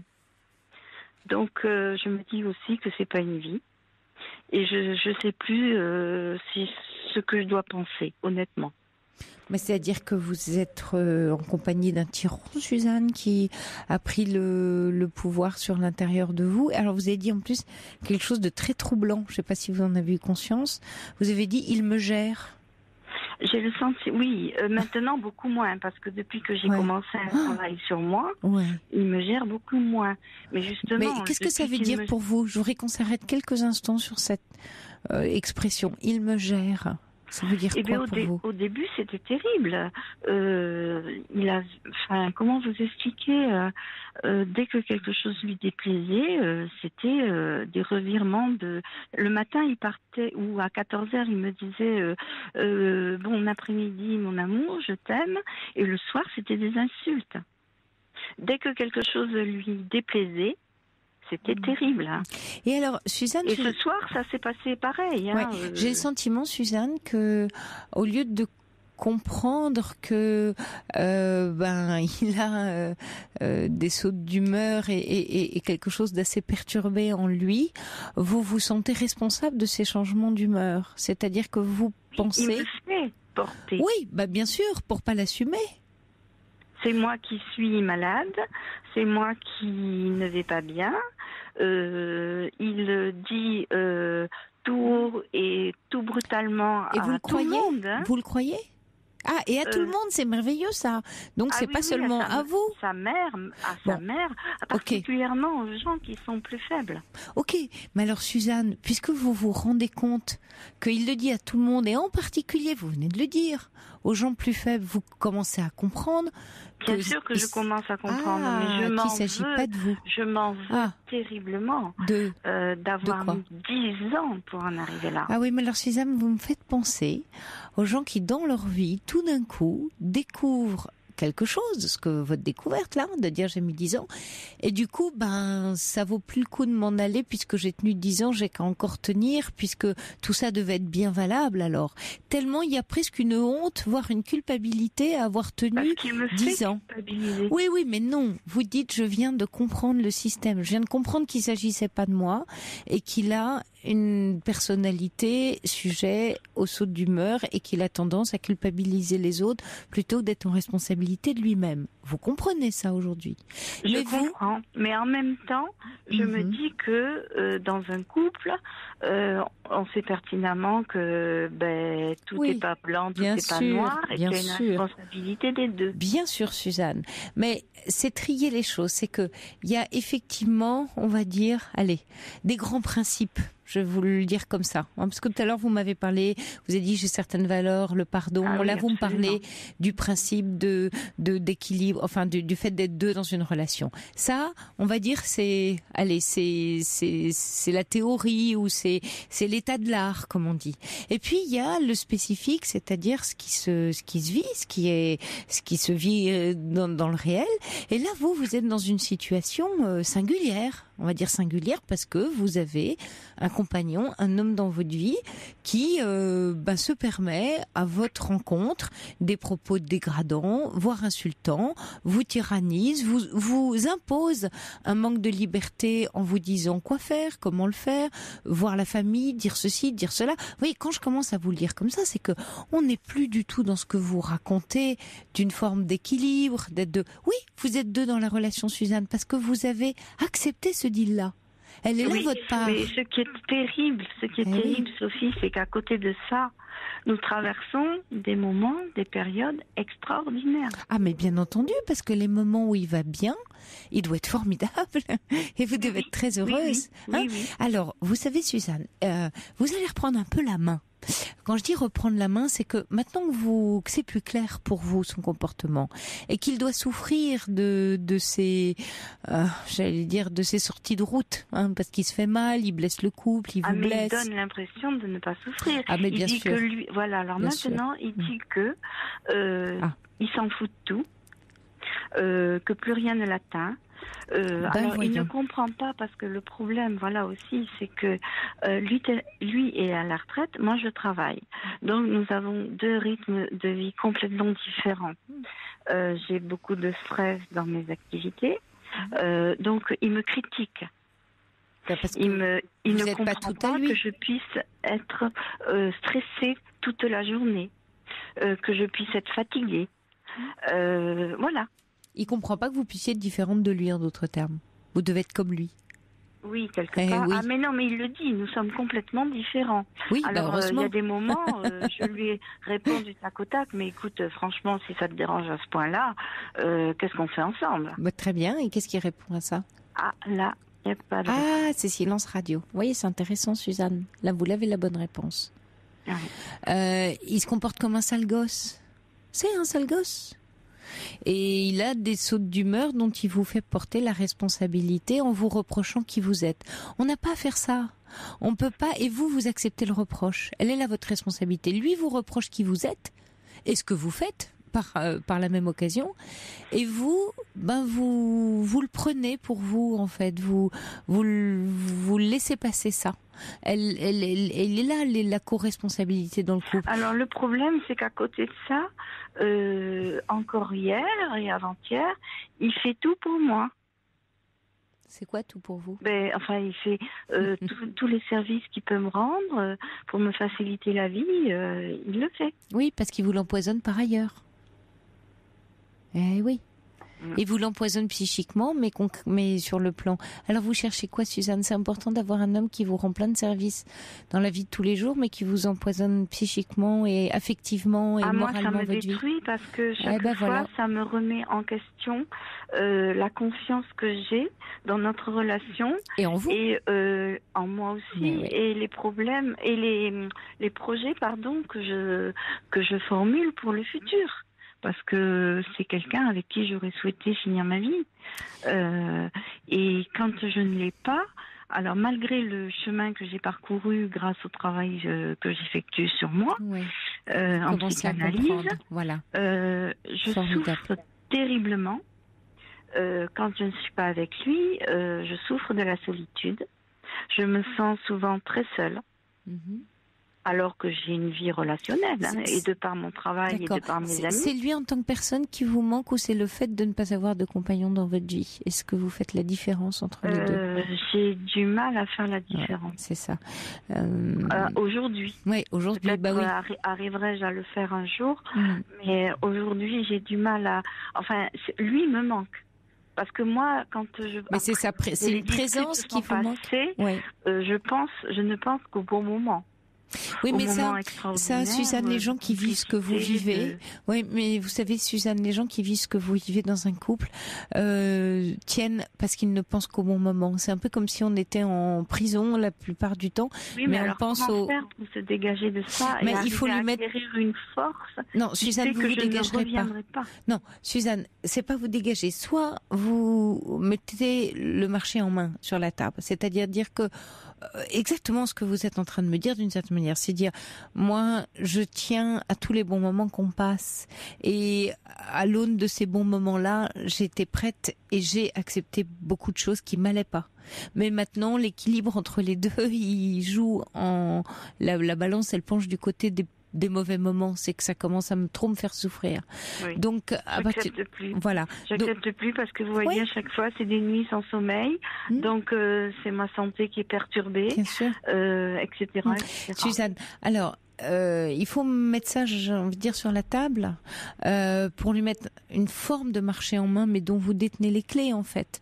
C'est de dire, je ne peux pas continuer comme ça. Donc, soit tu vas consulter, tu vois quelqu'un et tu fais en sorte que tes débordements, ton agressivité, tes sautes d'humeur, voilà, tu en prends la responsabilité parce que je n'ai pas à être, comme tes amis d'ailleurs, mais bon ça le regarde, mais je n'ai pas à être la cible de toutes ces attaques. En tout cas, je veux plus l'être. Vous voyez, vous refusez d'être la cible maintenant. Donc soit vous devez, et quand on veut plus être une cible, qu'est-ce qui se passe? On se met plus dans l'axe. Oui. Puisque vous êtes la cible. Donc, Suzanne, et vous allez faire ce marché-là, il faut que vous y teniez, c'est que vous soyez prête à partir en faisant, et heureusement vous êtes accompagnée, l'apprentissage de votre capacité à être seule. Parce que Suzanne, voyez, qu'est-ce qui fait que vous êtes avec alors je vais prendre un mot entre guillemets, mais une forme de harceleur, un homme tyrannique et harcelant, c'est que vous n'êtes pas dans la capacité d'être seule. Or, un couple qui est dans l'équilibre, chaque membre du couple a cette capacité d'être seul pour pouvoir être ensemble. Mais vous savez, êtes mal ensemble. J'étais dans l'incapacité absolue d'être seule. Ah oui, maintenant, donc vous avez fait des progrès. J'ai fait un chemin tel que j'apprécie même parfois ma solitude. Mais j'ai quand même besoin la peur. De je comprends, Suzanne. Voilà, alors, d'accord. Mais vous voyez, c'est bien parce que là, vous êtes dans la connaissance de vous-même et c'est OK. Et vous dites, voilà, je mesure déjà le trajet que j'ai fait. Mais... OK, alors je vous suis, ne pas être seule, mais à ce moment-là, être bien accompagnée. Oui. Parce que, vous voyez, c'est une chose de dire je peux pas être seule, mais d'accepter d'être aussi mal accompagnée pour quelqu'un qui ne peut pas être seul, vous avouerez que c'est un peu bêta, voire même, c'est très toxique, mais c'est surtout un peu bêta. Dans le sens où, à partir du moment où vous connaissez, vous dites, moi je peux pas vraiment être seule dans la vie. Donc, et pourquoi pas? Je préfère que vous le disiez comme vous le dites là, mais alors choisissez le bon compagnon de route. Oui, mais vous voyez, par rapport à ça, au jour d'aujourd'hui, je me dis, j'ai plus envie, quoi. J'ai plus envie de quoi? D'être deux? De chercher, j'ai plus envie. Parce que vous pensez qu'il va falloir chercher? Oui, enfin bon, non, chercher pas forcément. Justement, j'ai pas envie de. Enfin, je sais pas, ça me. Ouais. Mais mon deuxième problème, c'était déjà celui-là est énorme et peut élucider l'autre. Mais justement, c'était le fait son attitude absolument hermétique à vouloir faire un quelconque pas pour renouer avec ma famille, quoi. Parce que ma mère a fait des pas vers lui, il a refusé. Vous avez divorcé et vous êtes de nouveau ensemble. Oui. Donc lui, en divorçant, il a divorcé de la famille. Et en fait, lui, ce qui lui va aujourd'hui, c'est d'exercer via le rejet de votre famille un pouvoir sur vous. Donc c'est un peu plus de son pouvoir. Qu'est-ce que vous voulez qu'il change à ça? Parce que là, quand vous me posez la question, vous voulez dire comment je fais pour résoudre ce problème et faire en sorte qu'il voit ma famille? Mais je vais vous répondre rien. Rien. Vous voyez, c'est extraordinaire, Suzanne. Vous me posez la question, mais non, c'est pas la naïveté, c'est que vous pensez que vous pouvez encore le changer ou changer quelque chose de son comportement. Mais chaque personne n'a pas le même cœur. Mais c'est plus une histoire de cœur, Suzanne. Là, on n'est pas dans une histoire de cœur. Je me dis comment, quand quelqu'un vous tend la main, comment vous pouvez continuer à refuser alors que vous savez que votre femme souffre de ça. Mais on n'est pas là-dedans. Il devrait. Oui, mais vous raisonnez là. Vous voyez, on va dire que vous parlez pas la même langue tous les deux. Vous me parlez le langage du cœur. Comment il peut ne pas comprendre, tendre la main, je souffre, il pourrait accepter ma famille et tout. Mais lui n'a aucun intérêt à entendre ce langage-là, puisqu'il est dans un langage tyrannique de puissance et de pouvoir sur vous, et qui sait très bien... Il n'en a rien à faire. Non, c'est pas du tout qu'il s'en fout. C'est ce que j'ai vécu aujourd'hui. Mais non, il vous tient, Suzanne, et ça marche. Essayez de comprendre qu'on est dans une relation de pouvoir, là, de territoire. Vous voyez, c'est que s'il vous donne, il vient, le problème pour lui n'est pas de vous faire plaisir, le problème c'est de vous tenir, et ça marche. Vous restez. Donc il a de l'emprise. Il me dit bien sûr. Voilà. Oui. Et il faut les mots qui vont avec. Ouais. Bien sûr. Vous voyez, vous comprenez ce que je veux dire, Suzanne, c'est que d'un côté il vous dit qu'il vous aime, mais il met pas les actes qui vous montreraient son amour. Donc le discours, il est clivé avec les actes, et de fait, vous restez parce que vous croyez au discours, et vous devenez ultra malheureuse, voire folle de tristesse et de souffrance, de pas comprendre que les actes ne suivent pas l'amour. Alors vous dites, c'est pas normal quand même, avec bien sûr toute votre bonne logique, c'est pas normal qu'un homme qui dit qu'il m'aime et qui me voit souffrir continue à me faire souffrir à ce point-là. Moi, je me suis tellement investie dans notre relation, tellement investie auprès de ses enfants, et je vois que, lui, il lèvera pas le petit doigt pour qu'avec ma famille, cela aille mieux. Non, manifestement, non. Voilà. Non. Donc après, c'est qu'est-ce que vous décidez, Suzanne? Moi, vu la façon dont ça s'est passé ce soir, je peux vous certifier que demain, j'avais envie de lui dire, la façon dont tu m'as parlé hier soir, ce sera la dernière. Parce que je n'arrive plus à accepter d'être considérée comme ça, qu'on me parle mal comme ça, qu'on m'insulte, quand tout d'un coup, il y a quelque chose qui lui déplaît, quoi. C'est important ce que vous venez de dire, Suzanne. Vous en avez conscience, là, à l'antenne? Oui, absolument. Vous voyez, vous venez de poser un acte symbolique dans la parole très fort. Je vous ai laissé finir, vous avez dit, je vais lui dire que je ne veux plus. Gardez ça précieusement. Je voudrais que vous le réécoutiez, juste ce passage-là. Oui, non, mais c'est sûr, parce que au départ, je tenais à vous appeler pour ce problème de relationnel avec ma famille, de pardon, mais le c'est sujet vrai est pas là. qu'avec le clash qu'il y a eu encore ce soir, qui, je n'ose pas vous dire, est le combienième, voilà, c'est plus ça, c'est la goutte d'eau qui fait déborder le vase, quoi. Ouais. Voilà. Donc, écoutez, vous avez, je pense, oui, éclairci ce que je... En fait, j'ai le sentiment, si vous voulez, qu'il ne me veut... très souvent, j'ai eu ce sentiment qu'il ne me veut que pour ce qui l'intéresse, pour le meilleur. Mais quand ça va plus, ou voilà, même quand je suis fatiguée, ou quand j'ai besoin d'encouragement, ou quand je... là, ça le saoule. Quand quelque chose ne va pas, ça ne va pas. Il faut que je sois souriante, il faut que je sois en forme, il faut que je sois... Voilà. Que vous soyez son bel objet. Je crois que vous avez compris, Suzanne, de quoi il en retourne pour vous. Faites-vous aider avec votre analyse dans cette démarche? Oui, parce que par contre... La décision est une chose, parce que je l'ai déjà vécue, parce que bon, je ne vous l'ai pas dit, mais j'ai rompu plusieurs fois et je suis toujours revenue parce que j'étais malheureuse comme les pierres. Ouais. Et mes 10 ans, là, moi, je peux pas. Mais continuer vous avancez, ma vie comme ça. Suzanne, vous avancez, et c'est pour ça que je vous demandais peut-être juste de réécouter la phrase que vous m'avez dit là, il y a quelques minutes. Vous avancez parce que vous venez de dire, je ne peux plus accepter d'être traitée de la sorte. Elle est là la clé pour vous. C'est pas être seul ou pas être seul.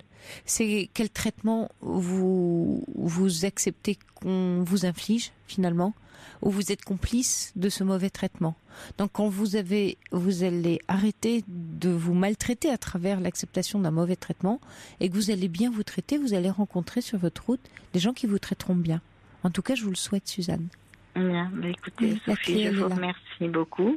Et en tout cas, je profitais de cette intervention pour vous dire à quel point j'apprécie la qualité de vos échanges. Merci, vous êtes et mignonne. que je ressens, sans vous connaître, bien sûr, uniquement à travers l'antenne, combien vous êtes une belle personne. Oh, c'est gentil. Merci à vous, Suzanne, ça me touche beaucoup. Je vous embrasse. Et saluez la pleine lune pour moi. Je la vois pas dans le studio, mais je lui ferai un petit coucou contre les immeubles en sortant. Je vais lui dire bonjour pour Voilà. Merci infiniment. Au revoir, Suzanne. Et bonne continuation. Merci à vous. Et courage à vous. Oui, merci. Au revoir. Jusqu'à 1h sur Europe 1. Sophie Peters. C'était James Morrison. You give me something. Jusqu'à 1h sur Europe 1. Sophie Peters. Bonsoir Alain. Bonsoir Sophie, très heureux de passer à l'antenne. Ça fait toujours plaisir de parler à des gens qui savent écouter ceux qui en ont besoin. C'est difficile d'ailleurs. Oui. Je reconnais. Oui, on est là pour ça. Et vous avez bien fait d'appeler. Ouais. Voilà, mon histoire à moi, c'est qu'il s'agit d'une relation auquel j'avais mis un terme auparavant, où une personne me relance, qui ne comprend pas que la relation avec elle étant finie, parce qu'on est complètement différents, et surtout que je me suis aperçu que de la perversion de cette personne, dans le sens où elle m'entraîne dans un monde qui n'est pas du tout le mien, quoi. Comptez-moi, oui. Voilà, elle m'entraîne dans le fait de vouloir ressortir la nuit, voir tous ses amis qui me font pas forcément plaisir quand je les vois, quoi. Moi, je sortais beaucoup avant, mais maintenant je sors moins, forcément, je sors plus dans la journée. Et cette personne-là, apparemment, ne comprend pas, donc elle insiste pour me joindre, mais moi j'ai changé mon numéro. Et elle continue quand même de me harceler, donc comme elle ne peut plus me joindre, forcément elle envoie des lettres dans la boîte aux lettres où elle vient sonner. Elle ne comprend pas. Alors, mais c'est des lettres qui disent quoi, Alain? C'est des déclarations d'amour, c'est quoi? Non, même pas, non, simplement, est-ce qu'on pourrait se revoir? Tu verras, avec nous ce sera mieux. Enfin oui, je vois vers quoi elle veut me relancer. Tu verras avec nous. C'est qui le nous? Elle et puis tous ses amis. Mais pourquoi? Parce que, attendez, Alain, vous partagiez quelque chose dans le monde de la nuit avant, tous ensemble? Quelle histoire vous avez eue avec elle et ses amis? Manifestement, il y a eu quelque chose. Oui, enfin, on sortait auparavant et tout ça. Bon, ok. Il était question que ce soit sérieux avec elle, mais m'étant aperçu de son état psychologique, je me suis dit que non, ça pourrait pas coller, quoi. D'accord. Elle a des crises de paranoïa de temps en temps et tout ça, et moi, j'aime pas trop, quoi. C'est-à-dire que ça se caractérise comment, ces crises que vous appelez de paranoïa? Où elle croit que quand je parle à ses amis, tout de suite... c'est pour dire du mal d'elle? Voilà, tout de suite, il y a quelque chose avec sa copine parce que sa copine me parle. Enfin, vous voyez, c'est un cercle vicieux. Quoi. D'accord, je comprends. Donc c'est un petit peu effrayant. Quoi. Enfin, je veux dire, ça choque au départ. Au départ, je ne voyais pas du tout à qui j'avais affaire. D'accord. Je m'en suis aperçu au fur et à mesure. Et donc, ce qui fait que j'ai beau lui dire que c'est terminé, mais non, elle continue. Bon, maintenant, j'évite la colère parce que il y a déjà eu beaucoup de tensions entre nous, mais c'est pas la bonne méthode.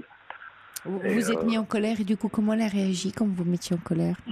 Forcément mal, quoi. Et encore, je suis pas méchant. Hein. J'évite d'être violent, quoi. Mais simplement, je fait comprendre assez vivement, quoi. Mais bon, que c'était fini. Et du coup, elle a quoi? Elle a pris le masque d'une victime en disant que c'est vous qui étiez odieux, que vous l'agressiez. Oui.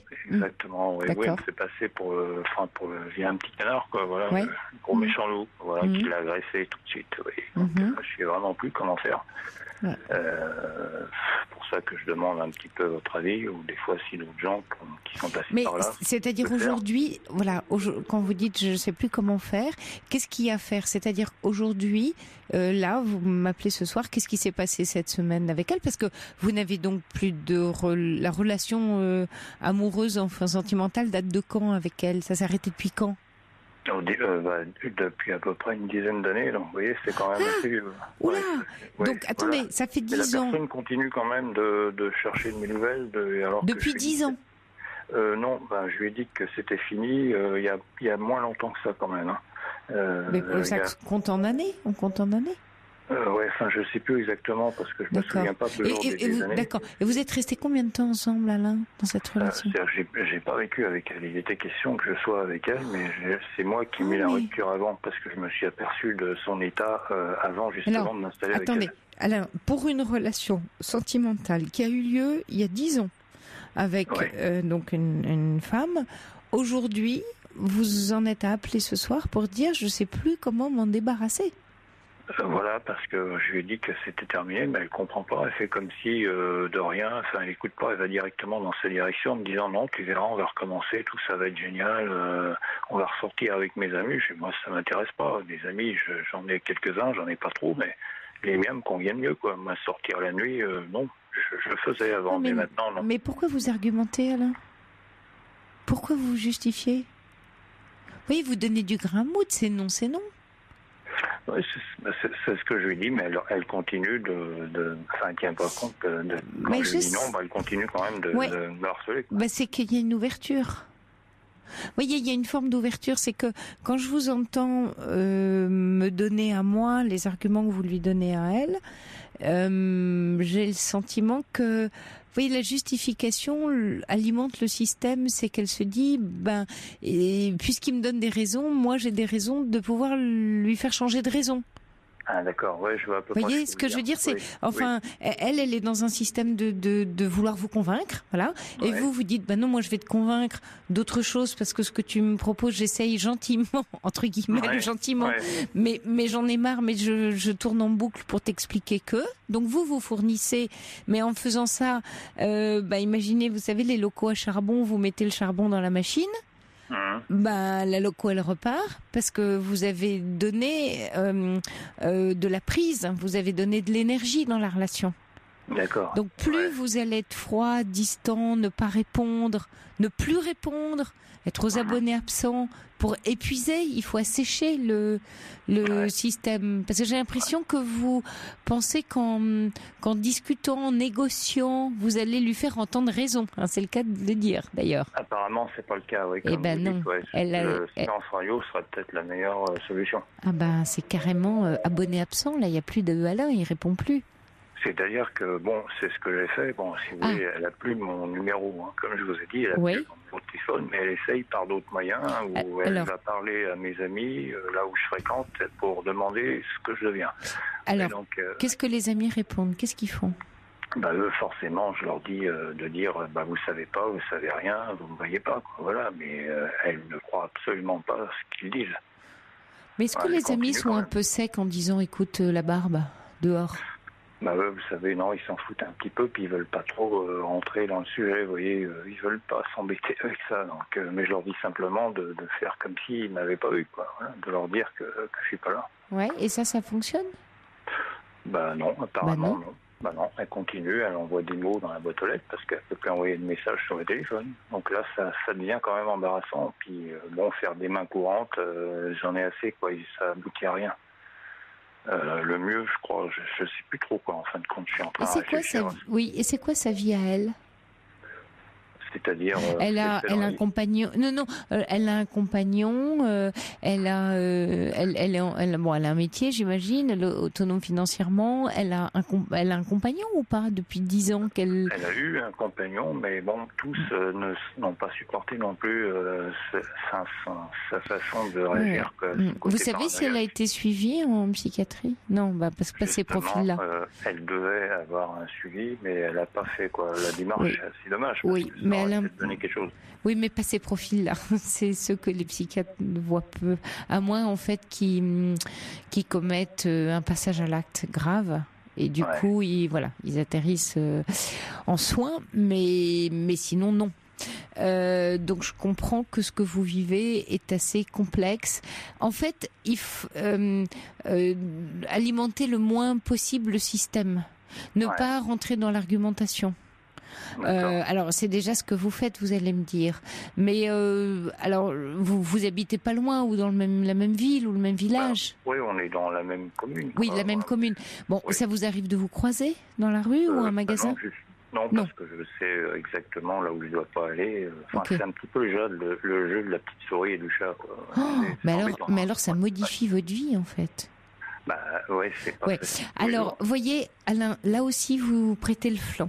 C'est-à-dire que, en fait, son comportement à elle impacte votre propre comportement. Vous voyez ce que je veux dire? Donc, du coup, ça veut dire que votre propre comportement n'a plus d'autonomie puisque, quand vous sortez de chez vous, c'est conditionné à une stratégie de... Vous allez déconditionner ça, Alain, pour briser ce lien-là. Parce que ça, c'est un lien qui vous retient. Et elle le sait. Donc, parce qu'elle est très intelligente. Les paranoïaques sont très intelligents. Donc il faut que vous vraiment complètement déconditionnez ça. Ça veut dire sortir jusqu'à prendre le risque. Mais vraiment, je suis très sérieuse avec vous de la croiser et de la croiser sans la reconnaître. Vous ne l'avez pas vue. Mais elle insiste. Vous savez, c'est déjà arrivé. Puis à ce moment-là, elle vous attrape par la manche ou physiquement? Elle fait du cinéma, elle se fait remarquer en plus. Mais vous ne l'avez pas vue. Vous ne la voyez pas. C'est possible ça ou c'est compliqué? Bien sûr. Ah oui, Alain, parce qu'elle se fait remarquer, parce qu'elle veut vous amener à la prendre en charge. Vous voyez, elle vous provoque. En fait, imaginez que tout son comportement est fait pour attirer votre attention et vous provoquer. Tant qu'elle a le moindre indice que ça fonctionne sur vous. C'est-à-dire, par exemple, avoir un comportement dans la rue et que vous interveniez parce que vous avez honte et que ça vous gêne parce que vous savez qu'elle le fait à cause de vous. Mais lâchez ça. C'est comme vous dites, c'est pas votre comportement. Ouais, c'est sûr. Ne donnez aucun grain à moudre au système. Il faut l'ignorer totalement. Oui, mais pouvoir la croiser. C'est-à-dire l'ignorer à l'intérieur de vous, ce qui va être un peu plus difficile, parce que là, je vois que ça fait vraiment des années. Donc vous avez une forme de conditionnement à la fois de peur, d'agacement, de colère, voire de tristesse, enfin toutes ces émotions qui se sont conditionnées en fonction de son comportement à elle. Mais vous voyez que du coup, vous avez perdu de l'autonomie et qu'elle a une forme d'emprise sur vous. C'est d'ailleurs pour ça que vous appelez ce soir, vous en pouvez plus, quoi. Je cherchais des conseils ou peut-être des gens s'ils sont passés par là. Je ne vais pas être le seul. C'est des situations qui peuvent se terminer parce que c'est embêtant pour moi, quoi. Oui, mais justement, c'est embêtant pour vous parce que vous êtes conditionné. Donc, il y a tout un travail de déconditionnement à faire par rapport à elle pour qu'elle sente qu'il n'y a plus rien. Elle peut plus agir. Alors, il y a Yvan qui demande pourquoi est-ce que vous avez pensé à partir de cette ville, mais j'imagine que vous avez votre métier, vos attaches, vos amis, hein, ouais. Disons que j'ai un peu de famille. Enfin, Et vos amis? Ouais, j'ai quelques amis, pas trop, mais j'y tiens quand même, quoi. Donc, pour l'instant, j'ai pas prévu de partir. Peut-être et déménager. un jour, mais si je pars à cause d'elle et que je perds tout, oui, non, c'est ça. Mais pas. oui, je suis d'accord. Oui, Voilà. parce qu'Alain, vous voyez, là, on serait dans le conditionnement presque ultime, c'est-à-dire changer de vie et disparaître, ça veut dire qu'elle a gagné. Ah non, mais ça serait pas pour ça. Non, au contraire, je vais lui tenir tête en lui montrant que je suis là et qu'il n'y a rien qui m'atteint. Enfin, ça m'atteint forcément un peu, mais je veux dire, ça ne fera pas partir pour autant, quoi. Voilà, oui, alors que ça vous atteigne, ce serait bien. Alain, est-ce que vous avez consulté quelqu'un pour vous aider dans ce passage-là ou jamais? J'ai déjà essayé de parler avec quelqu'un, mais j'ose pas. Je poursuis jamais parce que je sais pas. En fin de compte, ça m'ennuie de parler de cette histoire-là, que je suis assez gêné. Et qu'est-ce qui fait que ce soir, quand vous appelez à l'antenne, vous n'êtes pas gêné? Parce que je vous écoute souvent, parce que j'ai l'habitude de vous écouter, donc je vois à peu près comment vous êtes et la façon dont vous répondez, c'est très rassurant. D'accord, oui. Et vos collègues. Ouais. Et puis effectivement aussi, on ne se voit pas, donc ça donne une forme de distance qui quelquefois effectivement sécurise ou apaise. Oui. Si je vous verrais, Sophie, non, je pense que ce serait pareil. C'est la façon dont vous parlez qui rassure. Mais vous trouverez, ce serait bon. Peut-être que la personne que vous avez consultée vous convenait pas, mais peut-être que dans votre ville ou autour de cette ville, il y en a d'autres. Ça mériterait d'être testé pour tomber sur et quelqu'un qui va vous aider, parce que plus vous allez en parler, plus vous allez trouver de la ressource, c'est-à-dire toujours ce que je vis, c'est ce déconditionnement. Parce que en fait, ce qui est terrible dans ce que vous me racontez, c'est que elle a imprimé jusqu'à votre mode de vie, votre quotidien. Ouais, c'est ça. Et elle est partout, quoi. Et c'est ce qu'elle a réussi à faire, hein. Elle a colonisé, vous savez, on parle de migration, de coloniser un cerveau, elle vous a colonisé, voilà. Je vois ce que vous voulez dire. Vous voyez ?